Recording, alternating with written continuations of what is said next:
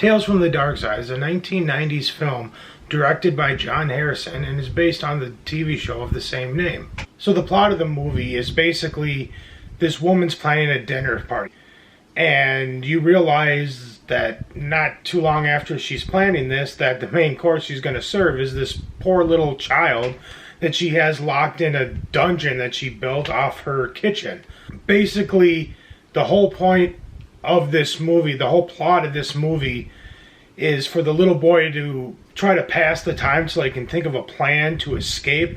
So what does he do? He grabs this book, this Tales from the Darkside book, and he's like, I'm going to read you these stories. And basically while he does that, he's also trying to plan a way to escape. And so then basically you get 3 individual movies within this one movie.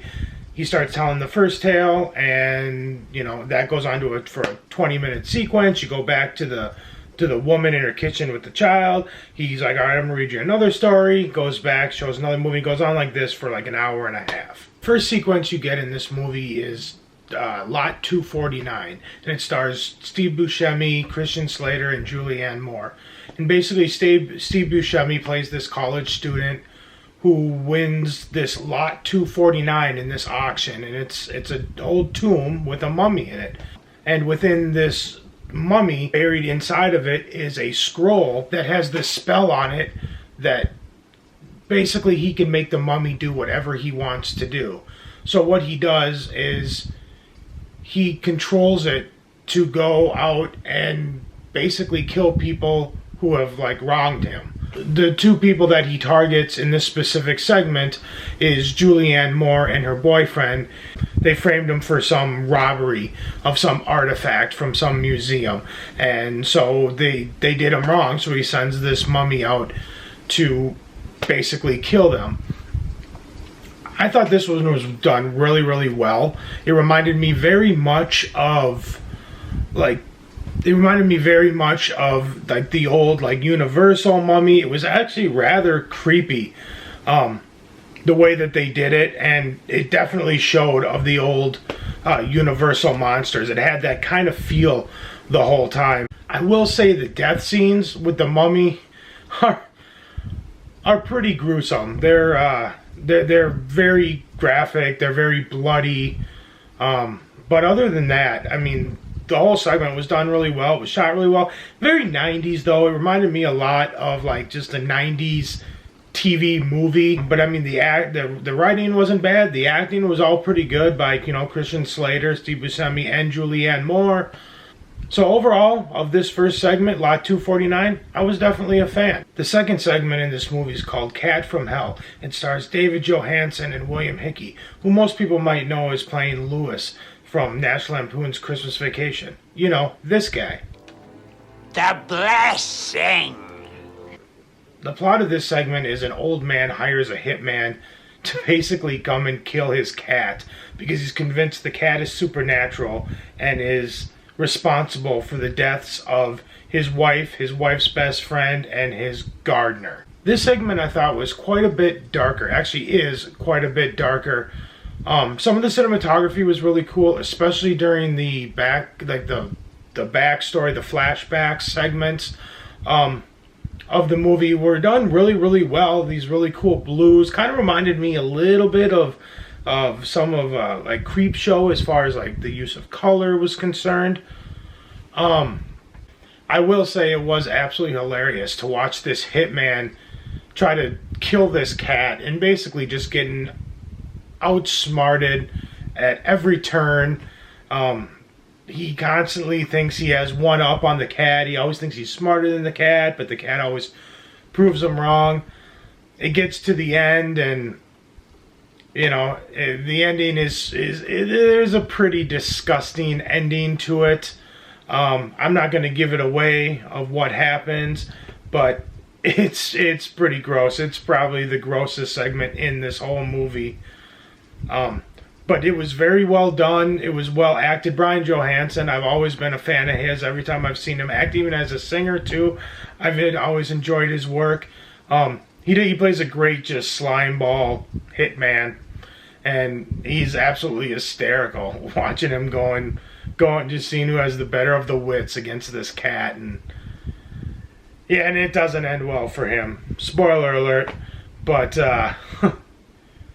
yeah, it's an interesting segment. I enjoyed this one too, not quite as much as the first one, but it was still rather enjoyable. I would recommend it. The last segment is called Lover's Vow. This one, I don't know. This one was probably my least favorite out of the three. Not to say that it wasn't enjoyable. It did have aspects that I found quite enjoyable. But for the most part, I thought a lot of it got really stale really quick. Basically, the point of it is there's this artist, and he's leaving a bar one night with the bartender. They get attacked by this creature. The creature kills the bartender, but the creature tells the artist, I'll let you live, but you can never tell anybody about me, what you saw, any of this. You have to keep it a secret for the rest of your life, and I'll spare you your life. So he gets out of there as quickly as possible, and on his way home, he bumps into this woman who you can pretty much tell right away clearly is the creature. And basically they start up a relationship and they get married, and you know, like 10 years goes by, they have children, this and that, and he realizes that he's in love with her and he wants to be faithful with her and wants to be truthful with her. So he divulges what happened that night at the bar and this and that, and then sure enough, what you can pretty much figure out from the beginning, the woman is the creature. Basically turns into this creature, rips his throat out. It's like a gargoyle. I don't know, it's kind of a goofy looking creature, to be completely honest with you. But yeah, it's kind of like, it's basically a gargoyle, and so she turns into a gargoyle. Their two children turn into gargoyles. She rips his throat out, basically murders them, and they go and they perch themselves on top of this building and turn into stone. And that's the end. It was okay. It started off really well. It started off really cool. I enjoyed it. But it just, I don't know. I just thought it got kind of boring. After a little while, I kind of felt like, am I watching a horror movie or am I watching a soap opera?